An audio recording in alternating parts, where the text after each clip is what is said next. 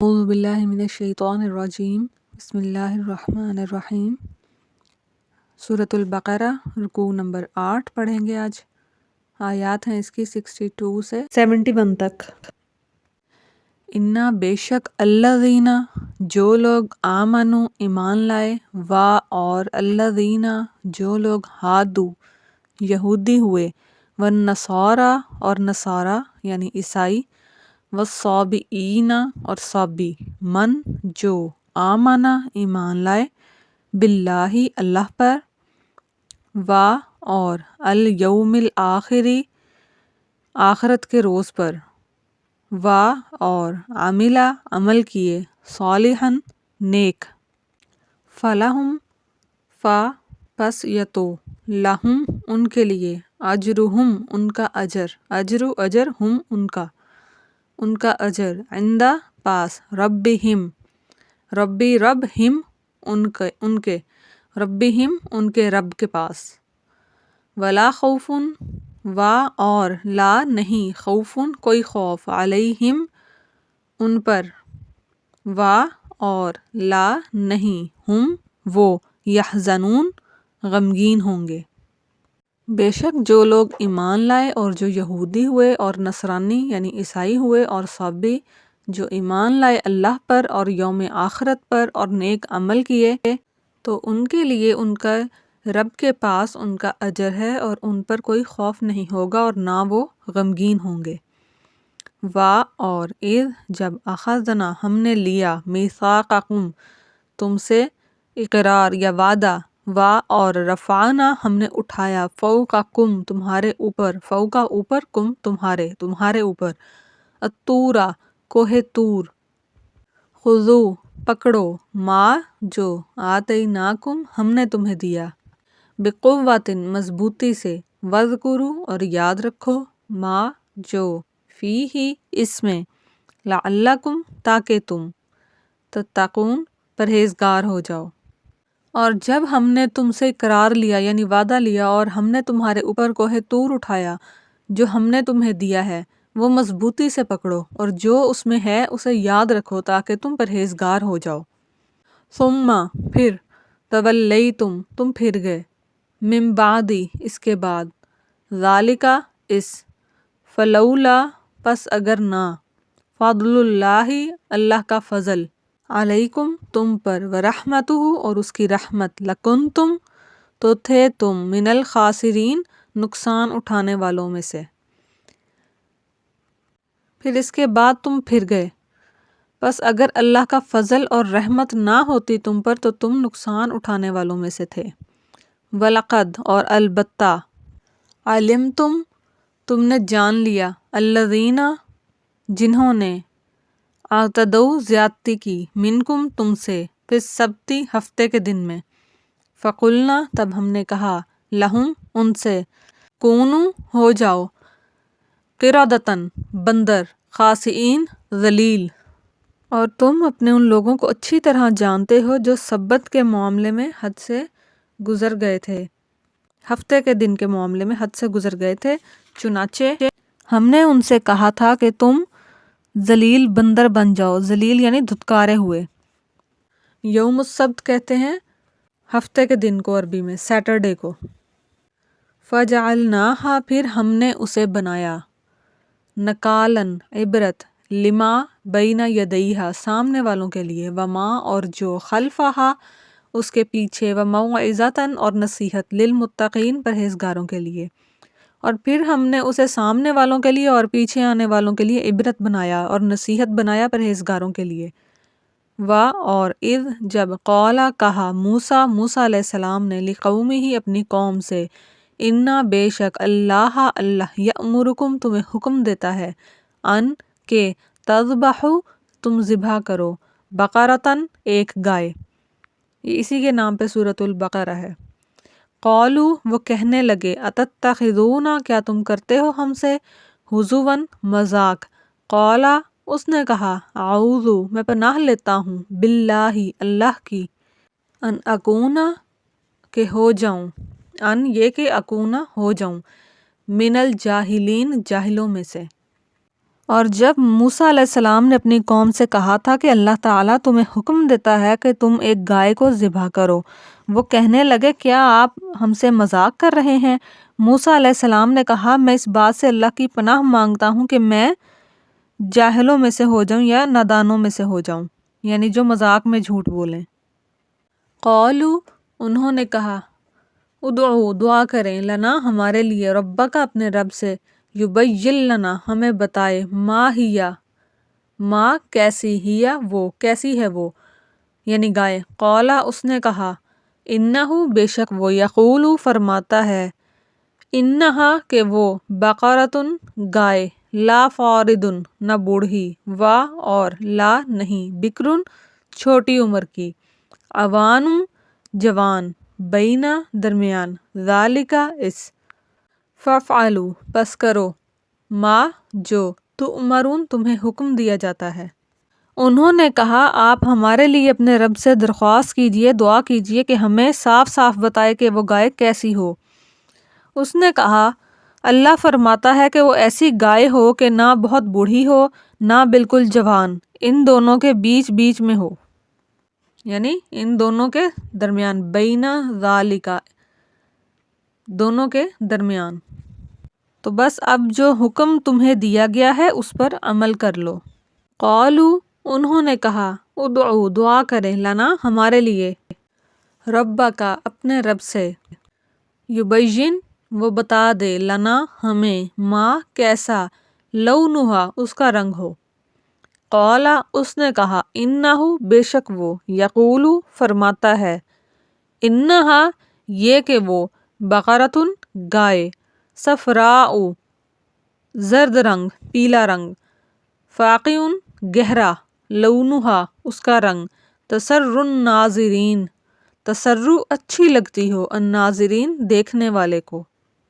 انہوں نے کہا آپ ہمارے لیے اپنے رب سے دعا کیجئے کہ وہ ہمیں صاف صاف بتائے کہ اس کا رنگ کیسا ہو۔ موسیٰ علیہ السلام نے کہا اللہ فرماتا ہے کہ وہ ایسے گہرے زرد رنگ کی گائے ہو جو دیکھنے والوں کو اچھی لگتی ہو۔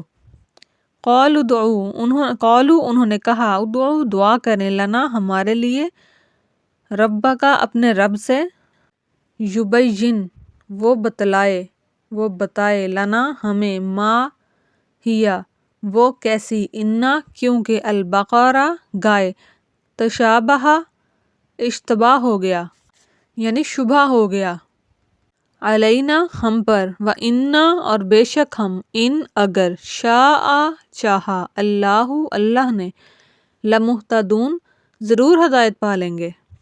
ان سارے سوالوں کے جوابوں کے بعد بھی ان لوگوں نے کہا، آیت کا ترجمہ، انہوں نے کہا کہ آپ ہمارے لیے اپنے رب سے دعا کریں کہ وہ ہمیں صاف صاف بتائے کہ وہ گائے کیسی ہو، اس گائے نے تو ہمیں شبہے میں ڈال دیا ہے، اور اللہ نے چاہا تو ہم ضرور ہدایت پا لیں گے۔ قولا، اس نے کہا، انہو، بے شک وہ، یقولو، فرماتا ہے، انہا، کہ وہ، بقرۃ، ایک گائے، لا ذلول، نہ سدھی ہوئی، تثیرو، جوتتی، الارض، زمین، وا، اور، لا، نہیں، تسقی، پانی دیتی، الحرث، کھیتی کو، مسلمۃ، بے عیب، لا، نہیں، شیاتا، کوئی داغ، فیہا، اس میں، قالو، وہ بولے، الآن، اب، جئتا، تم لائے، بالحق، حق بات، ٹھیک بات، فذبحوہا، پھر انہوں نے ذبح کیا اس کو، وما کادو، اور وہ نہیں لگتے تھے، یفعلون، ایسا کرنے والے۔ موسیٰ علیہ السلام نے کہا اللہ فرماتا ہے کہ وہ ایسی گائے ہو جو کام میں جت کر زمین نہ گاہتی ہو، یعنی زمین نہ جوتتی ہو اور نہ کھیتی کو پانی دیتی ہو، پوری طرح صحیح سالم ہو، مسلمتن، پوری طرح صحیح سالم، جس میں کوئی داغ نہ ہو۔ انہوں نے کہا ہاں اب آپ ٹھیک بات لے کر آئے ہیں۔ اس کے بعد انہوں نے اسے ذبح کیا جبکہ لگتا نہیں تھا کہ وہ ایسا کر پائیں گے۔ آیت نمبر 62 جو ہے کہ بے شک جو لوگ ایمان لائے، یا جو لوگ یہودی ہوئے، یا جو نصرانی ہوئے یعنی عیسائی ہوئے، یا صابی ہوئے، جو بھی اللہ اور روز آخر پر ایمان لایا اور اس نے نیک عمل کیے، تو اس کے رب کی طرف سے اس کے لیے اجر ہے اور وہ کسی غم میں مبتلا نہیں ہوں گے۔ اب کچھ لوگ سوچ رہے ہوں گے کہ یہ یہودی اور نصرانی اور صابی ان کے لیے بھی، تو جو نبی جس وقت میں آئے ہیں ان پر اس وقت ایمان لانا لازمی تھا جب تک کہ اگلے نبی نہیں آ گئے۔ جیسے نبی محمد صلی اللہ علیہ وآلہ وسلم کی بعثت سے پہلے تو ان پر ایمان نہیں لا سکتے تھے نا لوگ، تو نبی صلی اللہ علیہ وسلم کو جب اللہ تعالیٰ نے مبعوث فرمایا، ان کو نبوت عطا کی، اس وقت ہی ان پر ایمان لانا ضروری تھا نا۔ اور اسی طرح جیسے موسیٰ علیہ السلام کے دور میں ان پر ایمان لانا ضروری تھا جب تک کہ حضرت عیسیٰ علیہ السلام نہیں آگے، کیونکہ تب تک یہی شریعت چل رہی تھی حضرت موسیٰ علیہ السلام کی، تورات۔ تو جب عیسیٰ علیہ السلام آ گئے تو ان پر ایمان لانا ضروری تھا، انجیل کو قبول کرنا ضروری تھا، اور جو ان پر ایمان نہیں لے کے آتا، یہودی اگر کوئی جو حضرت عیسیٰ علیہ السلام پر ایمان نہیں لے کے آتا تو وہ کافر ہوتا، اور جو حضرت عیسیٰ علیہ السلام پر ایمان لے آتا وہ اس وقت کا مسلمان ہوتا۔ اور پھر حضرت عیسیٰ علیہ السلام پر ایمان لانے کے بعد جب تک محمد صلی اللہ علیہ وآلہ وسلم کو نبوت نہیں مل گئی تب تک عیسائی مسلمان تھے جو اپنے دین پر صحیح سے عمل کر رہے تھے۔ تو جب محمد صلی اللہ علیہ وآلہ وسلم کو نبوت مل گئی تو محمد صلی اللہ علیہ وآلہ وسلم کی نبوت کو ماننا اور اسلام پر ایمان لانا ضروری ہو گیا، کیونکہ پچھلی شریعتیں منسوخ ہو گئیں۔ تو لوگ اپنے دور کے نبی پر جو ایمان لائے اور انہوں نے نیک عمل کیے اور اپنے نبی کی دی ہوئی شریعت پر عمل کیا جو اللہ تعالیٰ نے ان پر نازل کی، تو وہ اس وقت کے مسلمان تھے۔ تو جنہوں نے اپنے اپنے نبی پر ایمان رکھا اور نیک اعمال کیے تو ان کے لیے ہے کہ ان کے لیے اللہ کے پاس بہت اجر ہے اور انہیں کسی غم کرنے کی ضرورت نہیں ہے۔ اب یہ بات کرنے کی ضرورت کیوں پیش آئی؟ اس لیے کہ یہودی جو ہیں ان کا عقیدہ تھا اور آج بھی ہے، وہ آج بھی کہتے ہیں we are the chosen once, کہ ہم منتخب کردہ ہیں، ہم اللہ کے لاڈلے ہیں۔ اور یہودی اپنے سے باہر، یہ آل یعقوب ہیں، یعقوب علیہ السلام کے 12 بیٹے، ان کی آگے نسلیں ہیں، یہ نسل پرست بن چکے ہیں۔ پہلی بات تو یہ ہے کہ کوئی یہودیوں سے باہر کے مذہب کا جو آدمی ہے وہ یہودیت اختیار نہیں کر سکتا، یہ اس کو اپناتے نہیں ہیں جلدی۔ اگر وہ اپنا بھی لے تو وہ ان حقوق کا مستحق نہیں ہوتا جو ایک نسلی یہودی مستحق ہے، کیونکہ ان کے نزدیک ہم آل یعقوب ہیں، تو ہم ہی ہر چیز کے حقدار ہیں، ہم ہی اللہ کے لاڈلے ہیں، ہم ہی اللہ کے انعامات کے مستحق ہیں۔ اگر کسی اور نسل کا آدمی یہودیت اختیار کرے گا وہ ہمارے برابر نہیں ہو سکتا۔ یہ ان کا عقیدہ تب بھی تھا، یہ آج تک ہے۔ آج کل بھی آپ نے سنا ہوگا کہ یہ لوگ انہوں نے کہا کہ فلسطینیوں کے بارے میں کہ یہ انسان نہیں جانور ہیں۔ تو یہ صرف ایک نسلی تعصب نہیں تھا، یہ سمجھتے ہیں کہ ہمارا دین جو ہے، یہودیت آئی ہی ہماری نسل کے لیے ہے اور ہم اللہ کے منتخب کردہ بندے ہیں، ہم اللہ کے لاڈلے ہیں، ہمارے علاوہ کوئی اور انسانی درجہ ہی نہیں رکھتا۔ یہ صرف ان کی نسل پرستی نہیں، یہ ان کے دین کا حصہ بن چکی ہے یہ نسل پرستی، کیونکہ ہم سب جانتے ہیں کہ پچھلی شریعتیں جو معطل ہوئی ہیں ان میں بہت سی چیزیں بدلی جا چکی ہیں، وہ اپنی اصل حالت میں موجود نہیں ہیں۔ یہ اعزاز صرف قرآن کریم کو حاصل ہے کہ وہ قیامت تک اپنی اصل حالت میں رہے گا، اس کی حفاظت کی ذمہ داری اللہ تعالیٰ نے خود لی ہے، اس میں کوئی رد و بدل کر ہی نہیں سکتا۔ ان کی کتابوں میں بھی رد و بدل ہو چکا ہے، تو تورات اور انجیل اپنی اصل حالت میں موجود ہی نہیں ہیں۔ اور موسیٰ علیہ السلام کے زمانے میں بھی جب وہ اپنی اصل حالت میں تورات موجود تھی تب بھی یہ لوگ انتہائی نافرمان اور سرکش تھے۔ اب تک ہم پڑھ چکے ہیں کہ انہوں نے کتنی دفعہ کس طرح نافرمانی کی، یہ اللہ کے سامنے بھی تکبر کرتے تھے اور یہ انبیاء کے قاتلین بھی تھے۔ تو نسل پرستی ان میں کوٹ کوٹ کر بھری ہوئی ہے، اپنے علاوہ یہ کسی کو انسان سمجھتے ہی نہیں ہیں۔ ان کا خیال ہے کہ باقی انسانوں کو وہ حق حاصل نہیں ہیں، وہ حقوق حاصل نہیں ہیں جو ایک نسلی یہودی کو حاصل ہیں، کیونکہ یہ انبیاء کی اولاد ہیں، تو اللہ کے لاڈلے بھی یہی ہیں، کوئی اور جو ہے یہ حق نہیں رکھ سکتا۔ حالانکہ ہم پڑھ چکے ہیں کہ اللہ تعالیٰ نے ان کی نافرمانی اور سرکشی کے سبب ان سے خلافت ارضی چھین کر یہ حق امت مسلمہ، امت محمدیہ کو عطا فرما دیا۔ تو اللہ تعالیٰ نے ان کے اس غرور کے جواب میں یہ بات کہی ہے کہ بے شک جو لوگ مسلمان ہیں یا یہودی ہیں یا نصرانی ہیں یا صابی ہیں، یعنی اپنے اپنے زمانے میں انہوں نے اپنے نبی پر اگر ایمان رکھا اور یوم اللہ پر اور آخرت پر ایمان لائے اور نیک عمل کیے تو ان کے لیے اجر عظیم ہے، انہیں کسی بات کا کوئی خوف نہیں ہے۔ تو یہ کہ صرف یہ یہود ہی اللہ کے لاڈلے نہیں ہیں، اللہ ہر اس مومن کو اجر عطا فرمائے گا جس نے صحیح رستہ اپنایا، جو شریعت پر عمل کرتا رہا جو اس کے زمانے میں تھی۔ تو مذہب نسلی نہیں ہو سکتا، جو بھی شخص مذہب پر عمل کرے گا خواہ وہ کسی بھی نسل سے ہو، وہ اللہ کے نزدیک اجر کا مستحق ہے۔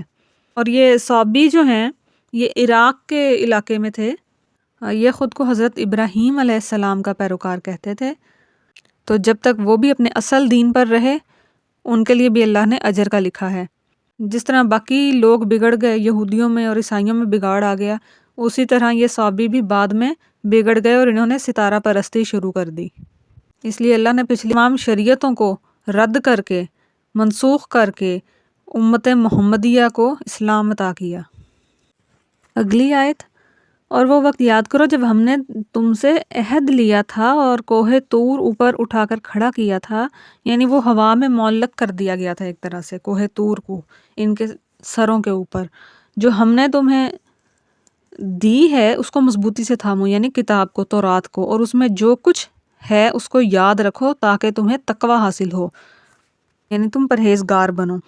یہ اس وقت کا واقعہ ہے جب حضرت موسیٰ علیہ السلام تورات لے کر آئے تو بنی اسرائیل نے دیکھا کہ اس کے بعض احکام بہت سخت ہیں، اس لیے اس سے بچنے کے لیے انہوں نے بہانے تلاش کرنے شروع کر دیے۔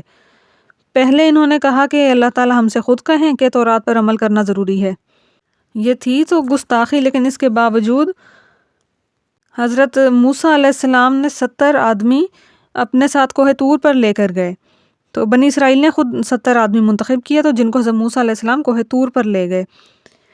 اللہ تعالیٰ نے ان کو براہ راست تورات پر عمل کا حکم دیا، لیکن جب یہ لوگ واپس آئے وہاں سے تو انہوں نے اپنی قوم کے سامنے اس طرح سے تصدیق کی، یعنی انہوں نے پھر رد و بدل کیا کہ اللہ تعالیٰ نے تورات پر عمل کا حکم دیا ہے، لیکن انہوں نے ایک بات پھر اپنی طرف سے یہ بڑھا دی کہ اللہ تعالیٰ نے یہ بھی فرمایا ہے کہ جتنا تم سے ہو سکے اتنا عمل کر لینا، لیکن جو نہ ہو سکے وہ ہم معاف کر دیں گے۔ ہم پہلے بھی پڑھ چکے ہیں کہ انہوں نے ایک بات کو بدل دیا دوسری بات کے ساتھ، تو باتوں کو بگاڑنا، احکامات کو میں رد و بدل کرنا، اپنی طرف سے اضافے کر لینا۔ اور علماء کا ہم نے احوال پڑھا تھا، ان کے یہود کے علماء، کہ کچھ باتیں بتا دیتے تھے، کچھ باتیں چھپا لیتے تھے احکامات کی، دین کی، پھر انہوں نے خود سے اضافہ کر لیا کہ جتنے پہ عمل ہو سکے اتنے پہ عمل کر لینا، جن پہ نہیں ہوگا ہم معاف کر دیں گے۔ تو پھر کرنا یہ انہوں نے شروع کر دیا، جو آسان چیزیں تھیں وہ اپنا لیں، جو ذرا مشکل لگیں اس کے لیے بہانے گھڑتے تھے۔ یہ سب تو یہود کے بارے میں ہے قرآن میں، لیکن اس پوائنٹ پہ ایک لمحے کو ذرا سوچئے کہ کیا یہ ساری کی ساری نافرمانیاں آج کا مسلمان نہیں کر رہا؟ کیا مسلمانوں کی اکثریت ایسا نہیں کر رہی؟ کیا یہ عام طور پر نہیں کہا جانے لگا کہ اسلام تو مشکل نہیں ہے، ہم نے مشکل بنا لیا ہے؟ اس بات کا کیا مطلب ہے؟ اسلام تو آ گیا، 1400 سال پہلے شریعت آ گئی، اور قیامت تک اس کی حفاظت کی ذمہ داری اللہ تعالیٰ نے خود لی ہے۔ اس کے احکامات تو ایز اٹ از اپنی اصل حالت میں موجود ہیں، احکامات تو نہیں بدلے، بدلاؤ ہمارے اندر آیا ہے کہ ہمیں مشکل لگنے لگا ہے۔ اسلام میں کوئی بدلاؤ نہیں آیا، نہ آئے گا۔ تو ہمیں اپنا جائزہ لینے کی ضرورت ہے، اپنے اعمال درست کرنے کی ضرورت ہے۔ یہ بھی کہا جاتا ہے اسلام وقت کے ساتھ ماڈرنائزڈ ہو گیا ہے۔ کیسے؟ جب اس میں کوئی چینج ہی نہیں آئے گا تو اس میں آپ کیا اس میں نیا پن ڈھونڈنے کی کوشش کر رہے ہیں؟ اسلام تو اٹ سیلف ایک ماڈرن ریلیجن ہے۔ جو پچھلی شریعتیں تھیں پرانی تو وہ ہیں، اسلام تو لیٹسٹ مذہب ہے۔ اس سے زیادہ لیٹسٹ، اسلام سے زیادہ ماڈرن مذہب کون سا ہو سکتا ہے؟ اور نبی صلی اللہ علیہ وآلہ وسلم خاتم النبیین ہیں، اب اس کے بعد کوئی نیا مذہب بھی نہیں آئے گا، کوئی اور نبی بھی نہیں آئے گا، تو اور کس نئے کے انتظار میں ہیں ہم؟ اسلام ہی ماڈرن ریلیجن ہے، اسلام ہی لیٹسٹ ریلیجن ہے، اور یہ تا قیامت اپنی اسی حالت میں رہے گا۔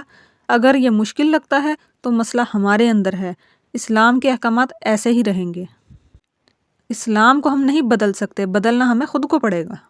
سورۃ البقرہ ہی کی آیت 208 ہے، یا ایھا الذین آمنوا ادخلوا فی السلم کافۃ ولا تتبعوا خطوات الشیطان انہ لکم عدو مبین، معنی اے ایمان والو داخل ہو جاؤ اسلام میں پورے کے پورے اور مت چلو شیطان کے قدموں پر، بے شک وہ تمہارا کھلا دشمن ہے۔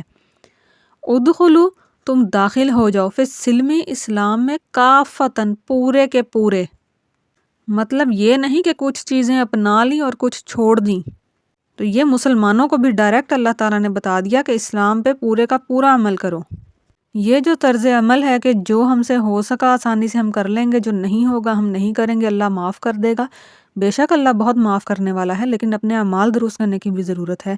اللہ تعالیٰ ہی نے کہا ہے کہ پورے کے پورے اسلام میں داخل ہو، یہ نہیں کہ کچھ احکامات چھوڑ دیے اور کچھ اپنا لیے۔ یہ یہود کا وتیرہ تھا، اور ان پر جس قسم کے اللہ تعالیٰ نے پھر عذابات نازل کیے، جس قسم کی انہیں سزائیں دی ہیں، وہ بھی ہم پڑھ رہے ہیں۔ اب یہود نے جو کیا، جو حضرت موسیٰ علیہ السلام کے ساتھ گئے تھے، جب انہوں نے خود سے اضافہ کر دیا کہ اللہ نے کہا ہے کہ کچھ احکام جو مان سکتے ہو مان لو، باقی اگر چھوڑ دو گے تو میں معاف کر دوں گا، تو اس موقع پر پھر اللہ تعالیٰ نے کوہ طور کو ان کے سروں پر بلند کر دیا، ان کو ڈرانے کے لیے کہ تورات کے تمام احکام کو تسلیم کرو۔ تو جب انہیں یہ ڈر لگا کہ کہیں پہاڑ ان کے اوپر ہی نہ گرا دیا جائے، تو ان لوگوں نے پھر عہد کر لیا کہ ٹھیک ہے، ہم تورات کو مانیں گے اور اس پر عمل کریں گے۔ اب اس آیت میں جو وعدے کا ذکر ہوا ہے، وَإِذْ أَخَذْنَا مِيثَاقَكُمْ، اور وہ وقت یاد کرو جب ہم نے تم سے عہد لیا تھا، تو یہ عہد تھا کہ یہ تورات کے سارے حکم مانیں گے، اس واقعے کی طرف اشارہ ہے۔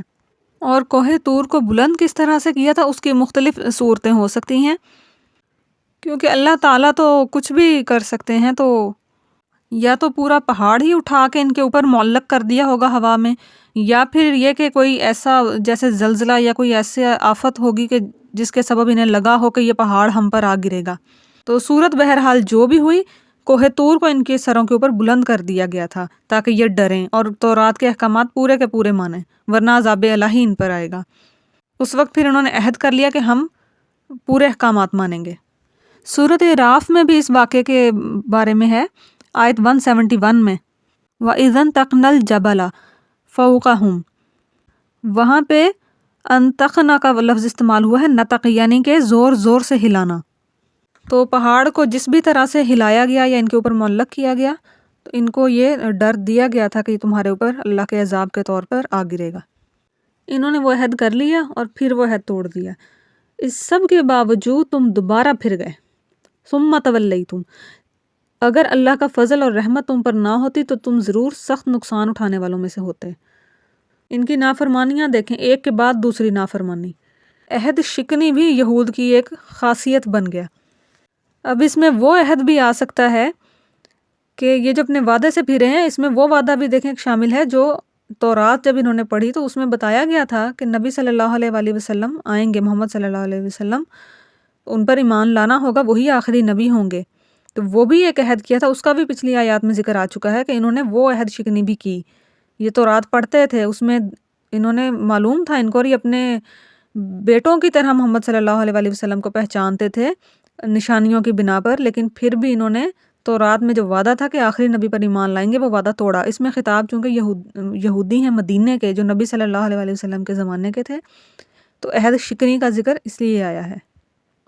تو ان کو پچھلی عہد شکنیاں بھی یاد کرائی گئی ہیں۔ اس کے باوجود تم دوبارہ پھر گئے، اللہ کا فضل اور رحمت اگر تم پر نہ ہوتی تو تم سخت نقصان اٹھانے والوں میں شامل ہو جاتے۔ قوم عاد اور سمود اور قومیں جنہیں اللہ تعالیٰ نے دنیا ہی میں عذاب دے کر ختم کر دیا تھا، لیکن ان یہودیوں کو بظاہر دنیا کے اندر اللہ تعالیٰ نے ایسا کوئی عذاب دے کر ختم نہیں فرمایا۔ آج تک یہودی دنیا میں موجود ہیں۔ یہ صرف اور صرف اللہ کی رحمت کی وجہ سے ہوا۔ اللہ تعالیٰ کی رحمت عامہ جو ہے، عام رحمت، وہ مومنین اور کفار سب کے لیے ہوتی ہے، اور ایک ہوتی ہے خاص رحمت، وہ صرف آخرت میں ہوگی جو کہ نجات کا سبب بنے گی۔ عام رحمت چونکہ تمام انسانوں کے لیے ہے بلا تفریق کہ وہ کس مذہب سے ہیں، تو ان پر بھی اللہ نے وہ رحمت کی، ورنہ یہ بہت خسارہ اٹھانے والوں میں سے ہوتے، یعنی جس وقت یہ واقعہ ہوا ہے اس واقعے کے وقت ہی یہ خسارہ اٹھاتے۔ کہ اللہ تعالیٰ نے ان کو دنیا سے ختم نہیں کیا، جیسے کہ قوم عاد اور سمود اور دیگر قوموں کو اللہ نے صفحہ ہستی سے ہی مٹا دیا۔ اور تم اپنے ان لوگوں کو اچھی طرح جانتے ہو جو ہفتے کے دن والے معاملے میں حد سے گزر گئے تھے، اس لیے ہم نے ان سے کہا تھا کہ تم ذلیل بندر بن جاؤ، دھتکارے ہوئے بندر بن جاؤ۔ یہودیوں میں سے کچھ ایسے تھے جو حضرت داؤد علیہ السلام کے زمانے میں ہفتے کے دن بھی مچھلیوں کا شکار کرتے تھے۔ ہفتے کا دن یہودیوں کے لیے ایسے ہے جیسے مسلمانوں کے لیے جمعہ، تو یہودیوں کا مقدس دن ہے ہفتہ۔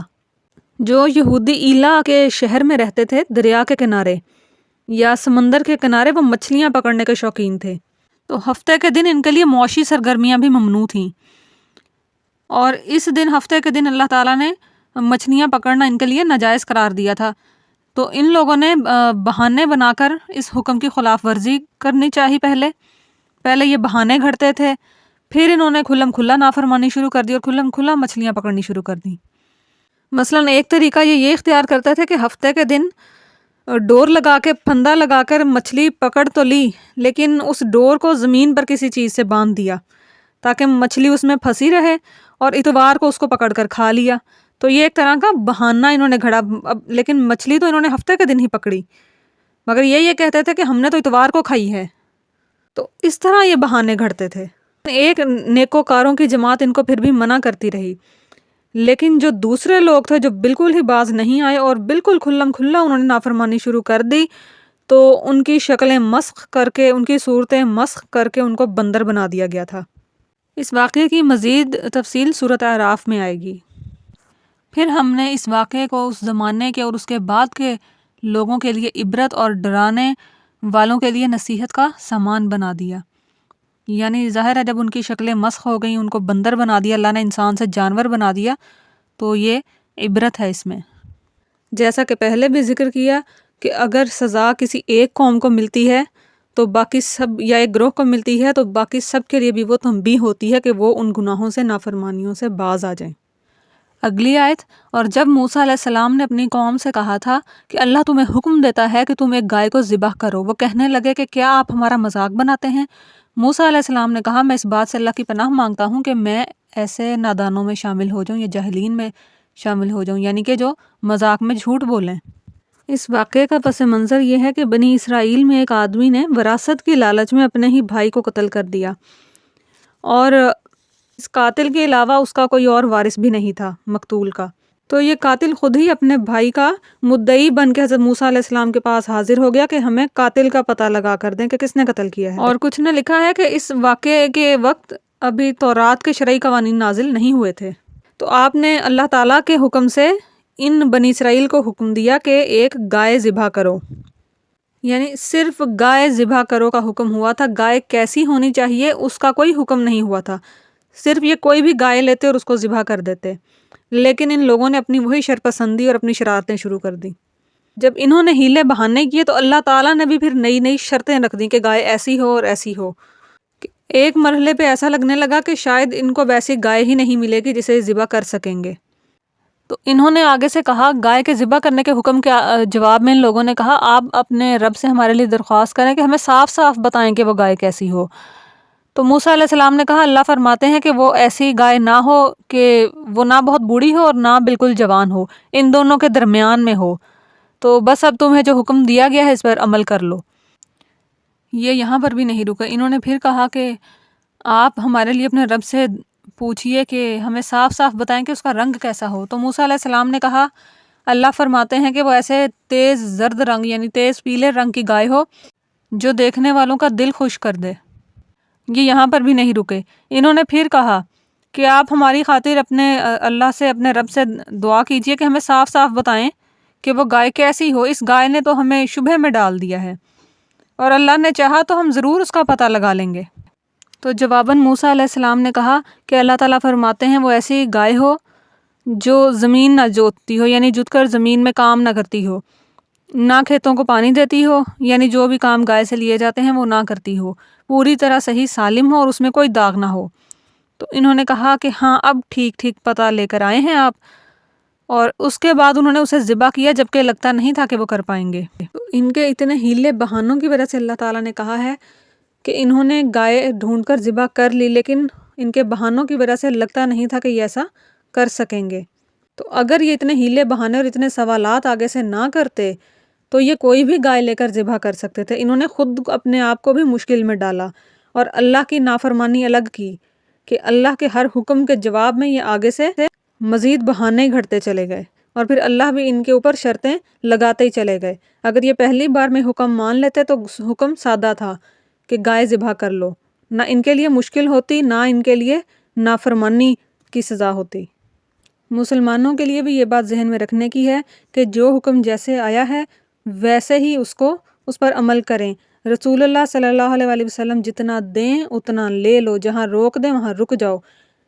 اس پر بھی عمل کرنا چاہیے کہ ہم خود سے اضافے نہ کریں احکامات میں۔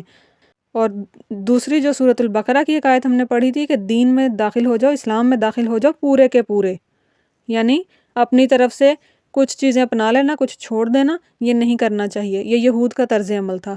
اللہ تعالیٰ ہمیں دین پر پورا عمل کرنے کی توفیق عطا فرمائے اور نافرمانیوں سے محفوظ رکھیں۔